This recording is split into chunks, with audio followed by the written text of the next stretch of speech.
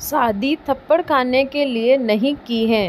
रात के 8 बज चुके थे। सास गुस्से में सुनैना को देख रही थी और सुनैना उनकी आंखों को देखकर डर के मारे कांप रही थी। सास उसे देखकर पुकारती हुई बोली, तेरी हिम्मत कैसे हुई मेरे घर में यह सब करने की? ले देकर 4 दिन हुए इस घर में आए हुए और अपने आप को घर की मालकिन समझने लगी हैं। आने दे आज मेरे बेटे को, आज तेरी खैर नहीं। हाथ पैर ना तुड़वाए तो मेरा नाम भी जानकी नहीं। आज ना जाने क्या होने वाला है। सास जितने निर्दय है अपने बेटे को भी उसी तरह निर्दयी बना रखा है। हर नई नवेली दुल्हन को अपने पति का इंतजार होता है, पर सुनैना उसे तो अपने पति प्रवीण का इंतजार बिल्कुल भी नहीं होता था, क्योंकि उसे तो उससे डर लगता था। मन ही मन मन्नत मांगती रहती थी कि आज पति घर ही न आए, लेकिन जब तक पति घर नहीं आएगा तब तक सासू माँ उसे खाना भी नहीं देगी। इतने निर्दयी औरत है कि रसोई को भी ताला लगाकर रखा है। आखिर ऐसा क्या हुआ था कि जानकी जी उसे इस कदर डांट रही थी? और आखिर प्रवीण का ऐसा क्या कारण होता है कि नई नवेली दुल्हन होने के बावजूद भी सुनैना को अपने पति का बिल्कुल भी इंतज़ार नहीं था? चलिए जानते हैं सुनैना के बारे में। सुनैना की शादी प्रवीण से 4 महीने पहले ही हुई थी। माता पिता तो थे नहीं। ग्रेजुएशन पूरा होते ही चाचा चाची ने ही उसकी शादी करवाई थी और फिर अपनी जिम्मेदारियों की इतिश्री कर ली थी। ना कोई पग फेरे की रस्म और ना ही कोई तीज त्योहार। इधर ससुराल में ले देकर सास जानकी थी, पति प्रवीण और एक ननद विभा ही थी जिसकी सगाई हो चुकी थी। छोटा परिवार का एक प्यारी शांतिपूर्ण गृहस्थी का संसार। सुनैना इस घर में आई थी, पर अपने सपने तो सपने ही होते हैं, हमेशा सच थोड़ी ना होते हैं। शांतिपूर्ण गृहस्थी तो सपना ही बनकर रह गई। सुनैना जहाँ 20 साल की, वहीं प्रवीण पूरे 30 साल का। दोनों की उम्र में पूरे 10 साल का अंतर था। सास जानकी जी सुनैना के लिए 10 नियम कायदे बनाए बैठी थी। सुबह 4 बजे तक उठकर पूरे घर की साफ सफाई करना, उसके बाद स्नान आदि करके रसोई में जाना, हमेशा मुंह पर घूंघट में रहना, सबको खाना खिलाए बगैर खाना ना खाना, और फिर ना जाने क्या क्या नियम। सुनैना को उन नियमों को सख्ती से पालन करना होता था, पर अभी उसकी उम्र ही क्या थी। कई बार गलती भी हो जाती थी। अगर किसी दिन कोई चूक हो जाती तो उस दिन उसकी शामत आ जाती। उस पर हाथ उठाने से भी कोई गुरेज नहीं करता घर में। यहाँ तक कि उससे 5 साल बड़ी ननद विभा भी उस पर हाथ उठा देती थी। शादी के कुछ दिन बाद रात 8 बजे तक प्रवीण घर नहीं आया था। सुनैना को बहुत भूख लग रही थी, इसीलिए उसे अपने आप से खाना लेकर खाना शुरू कर दिया।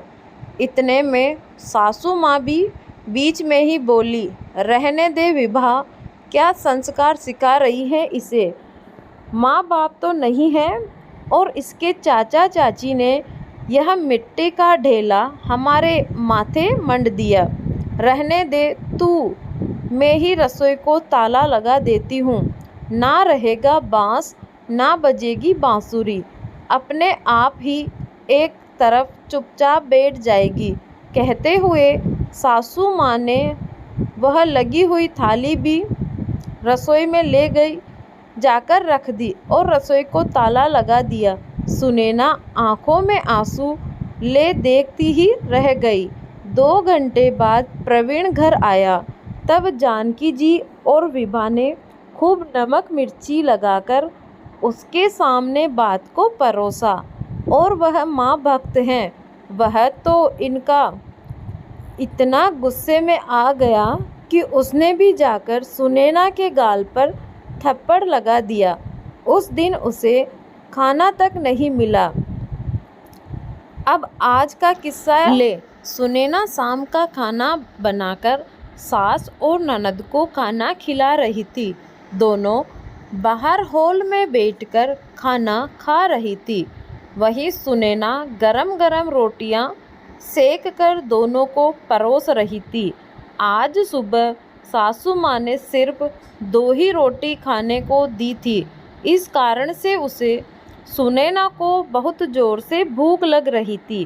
पर प्रवीण तो 10 बजे से पहले आने से रहा।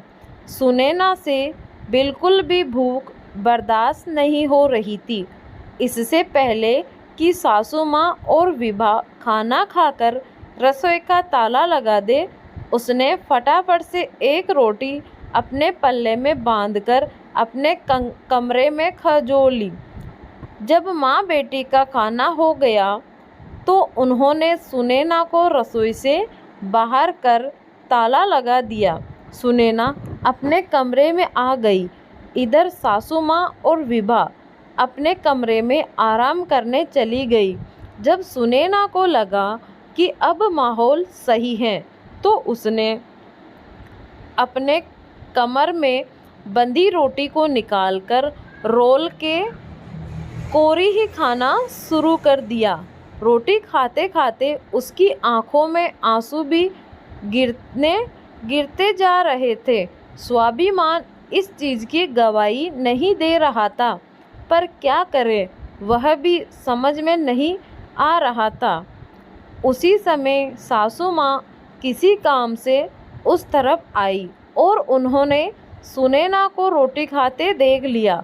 बस फिर क्या था, हंगामा शुरू हो गया और सुनैना अब यही इंतज़ार कर रही थी कि प्रवीण घर ही न आए।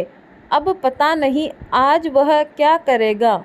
उस दिन इन सबके सामने रोटी लेकर खाई थी तो थप्पड़ मार दिया, पर आज तो रोटी की चोरी की थी। थोड़ी देर बाद प्रवीण घर आया तो सुनैना का दिल जोरों से धड़क रहा था, माथे पर पसीना आ रहा था। अचानक प्रवीण की जोरदार आवाज़, सुनैना बाहर आओ। सुनैना डरती कांपती बाहर आई। देखा तो सासू माँ अभी भी नागिन की तरह फुकार रही थी। विभा कुटिल मुस्कान के साथ उसकी तरफ देख रही थी और प्रवीण, उसकी आंखें तो गुस्से में लाल हो रही थी। जैसे ही उसने सुनैना को अपने सामने देखा, उसके बालों को पकड़कर खींचा और धक्का देकर नीचे गिरा दिया। सुनैना भी बहुत जोर से चीख निकल गई। तेरी इतनी हिम्मत कि अपने घर में चोरी करती है? रुक रुक, तुझे तो मैं अभी आज बताता हूँ। कहते कहते प्रवीण ने अपने बेल्ट निकाली और सुनैना को मारना शुरू कर दिया। सुनैना हाथ जोड़ती रही, लेकिन ना उसे तरस आया ना ही उस पर कि औरतों को। आखिर जब प्रवीण नहीं रुका तो सुनैना उसे धक्का मारकर दौड़ती हुई घर के बाहर निकल गई। अरे पकड़ इसे, बाहर कहाँ जा रही है? जानकी जी ने कहा तो प्रवीण ने जवाब दिया, जाने दो माँ, कौन सी इसके मायके वाले बेटे हैं जो उसे घर में बिठा लेंगे। अपने आप ही घूम फिर कर वापस आ जाएगी। तुम तो फटाफट मेरा खाना लगाओ, मुझे भूख लग रही है। प्रवीण की बात जानकी जी ने प्रवीण का खाना लगा दिया और खाना खाने बैठ गया। पर सुनैना की सुध बुध किसी ने नहीं ली। आखिर थोड़ी देर बाद सुनैना वापस आई। उसे देखकर तीनों कुटिल मुस्कान के साथ सामने खड़े हो गए।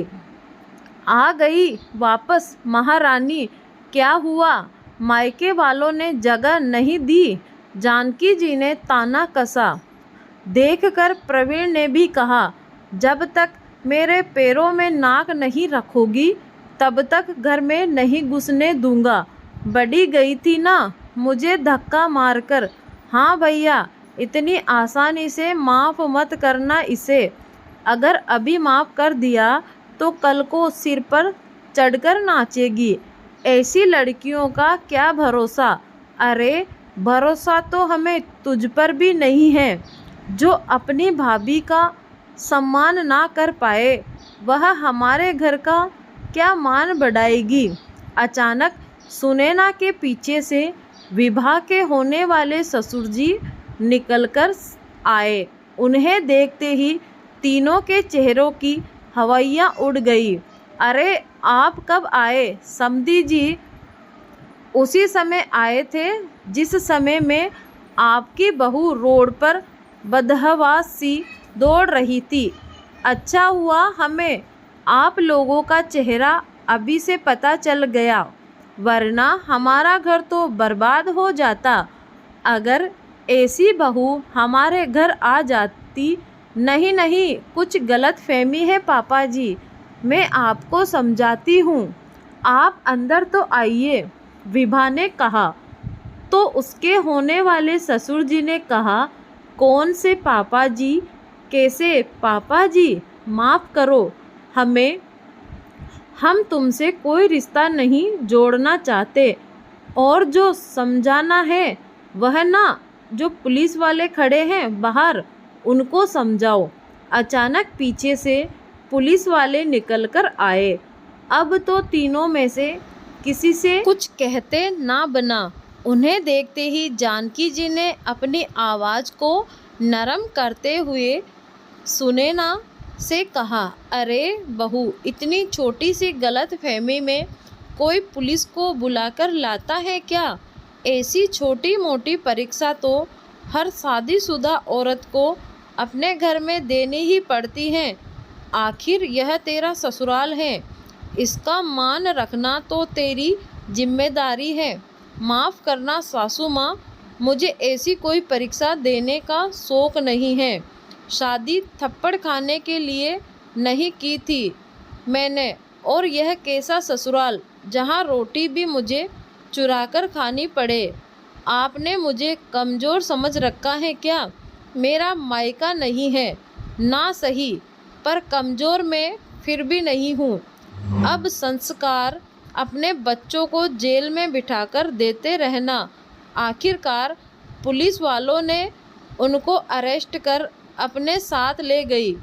विभा के ससुराल वालों ने रिश्ता करने से मना कर दिया और सुनैना को एक स्वयंसेवी संस्था ने आगे बढ़ने के लिए मौके दिए, जहां वह संस्था के साथ मिलकर लोगों को घरेलू हिंसा के प्रति जागरूक करती थी।